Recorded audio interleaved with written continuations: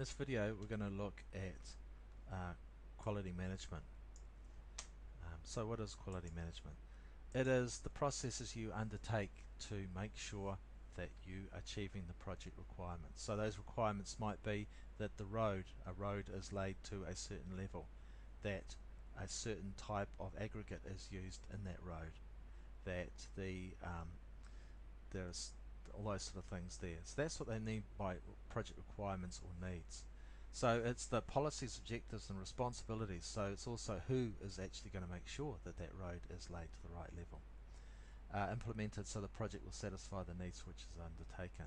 Now it's not just doing the work, doing the inspections and doing the testing, it is also documenting it. So it's not just enough to sort of do a survey to determine that the road is at the right level. You also need to document that. You need to write down the results of your survey and put it on file so someone can come along later on and see that the road has been laid to the right level. So it's not just doing the work, it is also documenting it. Now, looking at the processes that are involved. 8.1, PMBOK, these are all the PMBOK numbers. 8.1 is plan quality management. So in other words, for each work package you figure out what are the project requirements for that particular work package. What do we need to achieve? So the work package might be designing a pump station, or designing a wet well of a pump station. So what are the requirements there? Does it meet the client requirements? With a construction project, that the work package might be lay curb and channel. So what are the things that you need to, that are in the specification that tell you what the requirements are for that curb and channel for that product? So, and then you also need to figure out, well, what are we going to do to make sure those requirements are met, and how are we going to document it so that someone can sort of come by later on and look at it and determine that yes, those requirements have been met. And who's going to do that, and when are they going to do that? So that's what the plan quality management's all about. And then when the project kicks off, you are performing the quality assurance. So you are going to site, you're doing those inspections, you're doing those tests, you're documenting it, okay, or whoever is set for the responsibility. Now I should point out that the planning would carry on as you go through. So as you go, you might decide you're always reviewing that plan and saying, are we achieving those objectives? And then the last one is control quality. In other words, what you're doing is you are looking at the results of the testing and the inspections, and you are saying, does that meet the project requirements? So if it's a construction project, you would go back and look at the drawings, and say, these are the levels that we've measured. What does the drawing say? What are the project requirements? These are the levels that the project is required to, that the road is required to be at. Are they the same or within an acceptable limit? So if the road is plus or minus 2 millimeters, if it's 2 millimeters too high, probably not a problem. If it's 20 millimeters too high, probably is a problem. So there's usually tolerances there. You don't have to have it bang on to the last millimeter. You might have it plus or minus 5 mils. So you're making that decision. You're looking at it and saying, is this within the tolerances allowed for in the contract document? With a consultancy contract, it's a little bit harder because you are trying to decide, are we actually meeting the client requirements, and they are not as well defined as, say, a physical thing like the height of a road, but you still need to sort of do that. So control quality for a consultancy contract would be, you go back to the client requirements. Is this design meet the client requirements? Along with, is this design correct? Have we done our calculations correct? So those are the other things that you're looking at with a consultancy contract. So there are some principles underlying quality management. First one, not too sure about. Customer and stakeholder satisfaction equals project success. Usually, if the client is happy, then you've met their requirements. But it might be that the client's happy and the project doesn't actually do everything that they required it to do. But usually, if you keep the client happy, if you meet their requirements, then you've got a project success. The next one is important, and this is prevention over inspection. In other words, it is better to prevent a quality defect happening than it is to find it and then have to correct it. For example, with our road, if you decide, okay, we're going to use a well-qualified grader driver who's proven that he can sort of actually level a road to the right levels. We're going to use good GPS systems to make sure that he's got the right information about whether the road's high or low when he's trimming it. We're going to make sure that we've got good people doing the rollers and stuff like that, good management. If we do all that, then it's unlikely that the road is not going to be at the right level. Okay, however, if we use someone that wasn't so good, then we may end up with the road not being at the right level. So by having a high quality grader driver and having good suitable equipment like a GPS system and stuff like that, we are preventing a quality defect. The quality defect being the road isn't at the right level. Rather than going on site when they've done all the grading and then saying, oh, this road is 20 mils too high in this particular area there, because what has to happen now is they all have to go back and redo that part of the road, and that's going to cost time, it's going to cost money, and it's not going to make us look very good. The client sort of came out to site, oh, that's all completed, ready for sealing. Oh no, it's not, they got that bit wrong. Okay, you look like a pack of bunnies. So it is better to prevent a defect happening than finding out about it later. But you need to find out about it later. Worst case is you don't prevent it, the inspection doesn't pick it up, and then right at the end of the project you find that you got it wrong. So and then you have to spend serious time, serious money to fix it. Plan, do, check, act process, continuous improvement. So another thing about quality is that you're always improving, you're always looking at what you're doing and how can we do it better. If there is a mistake, if there's a quality mistake, you're always looking at how can we prevent this happening again. Mistakes happen, there will always be mistakes, and that's not a problem. Well, it's not, it is a problem, but it is a serious problem if it happens again, if it happens twice. So you should always be looking at what went wrong, how can we make it that it doesn't happen again. So that's what the plan, do, check, act process is all about. I'll talk about that more in a minute.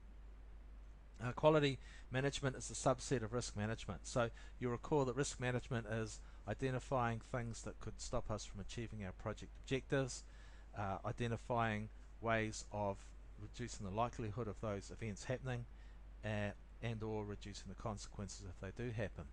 So we looked at that in detail in construction practices with safety management. So safety management is also a subset of risk management. You had a hazard, something that could cause harm, you figured out the controls that you're going to put in place, so people might wear PPE or you might have special procedures or something like that, and you implemented it. So quality management is the same thing. You have that objective of bringing the project in as required, achieving all the requirements of the project. What are the things that could stop you from doing it? You identify those, and then you figure out ways of making sure that those things don't happen, or if they do happen, you reduce the consequences. So by that I mean if you can pick up the mistake early, then it's going to cost much less time and cost to fix it than if you pick it up later. So another thing about quality management is also picking up mistakes as early as possible and correcting them, because the earlier you can correct it, the less cost to time and the budget. Okay, so that's why it's a subset of risk management. And then the cost of quality management needs to be compared to the cost of quality failure. So having said that, we need to make sure that we bring it in, to the project requirements. You don't do everything you possibly could, because it would be costly. You could spend your whole life doing quality management to the detriment of managing time and cost, and it may be that you blow the budget because you've just been inspecting the hell out of it.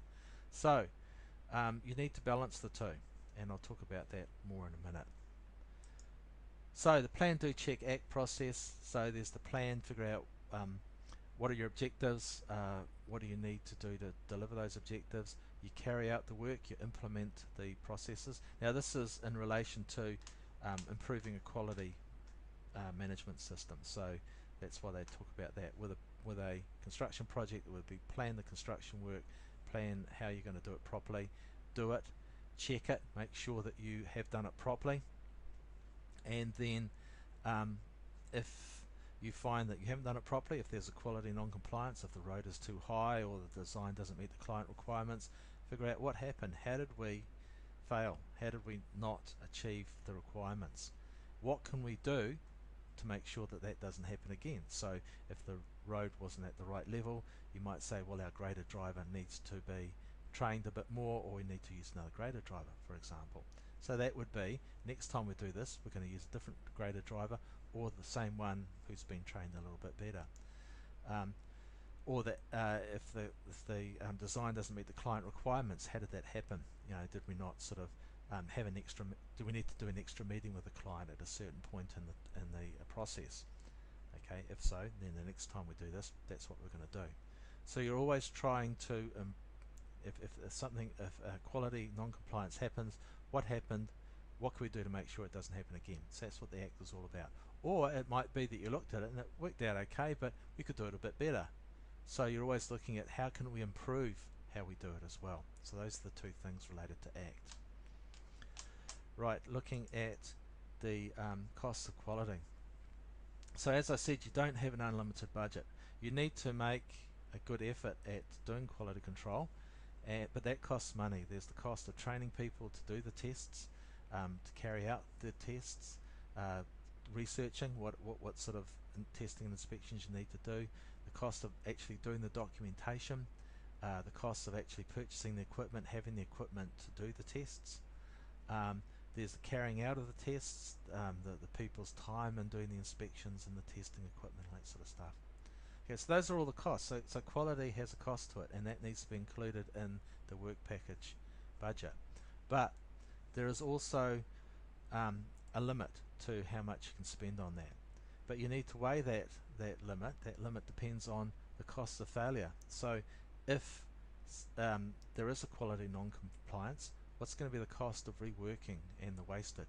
So for example, it is common practice to inspect steel when it comes on site, because if you don't inspect the steel and they've laid it all in a slab, and then you arrive and you find that you've got the wrong steel, then they have to spend all that time in sort of ripping it all up and redoing it, and the steel itself might have to be recycled. So there's wastage involved there as well. So it's wastage of time, wastage of resources. And then you're also looking like a pack of bunnies. The client comes out to site and sees you ripping up something that you've just laid down. It doesn't look good.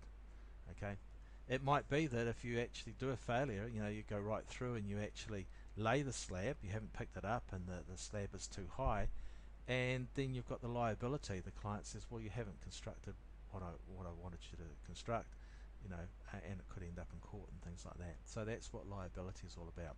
So you need to balance the costs of actually doing the testing, the inspection, the quality management stuff, versus the costs of failure if you do not do a particular test or something like that.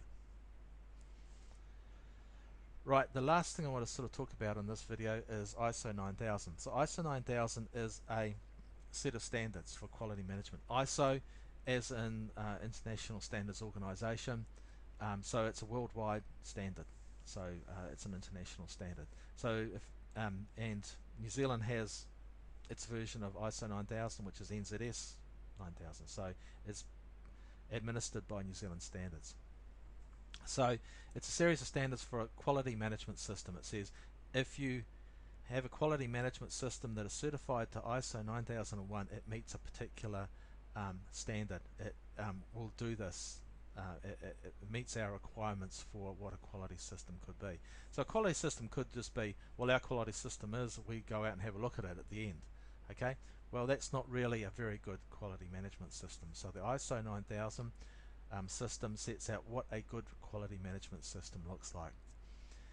And an organization may opt to do that, to put ISO 9001. So what they have to do is they have to put in a whole lot of systems. They have to document those systems. They have to get those systems implemented. In other words, everyone's doing it, and then they're inspected by a outside organization which says yes, you comply with that, and then they give them ISO 9001 or ISO 9004 certification. What you can do then is say to clients, look, we are certified to ISO 9001, and the client then has pretty good confidence that you're actually going to do the job properly, that you've got the proper quality management system in, that you're actually going to meet their requirements. So it's a marketing thing, but it's also some clients won't even look at you if you haven't got 9001 certification. And so that's what the ISO system's all about. Some companies choose to have it, some companies choose not to. Some companies choose to go with an alternative system, but ISO 9000 is the one that's generally accepted across the world.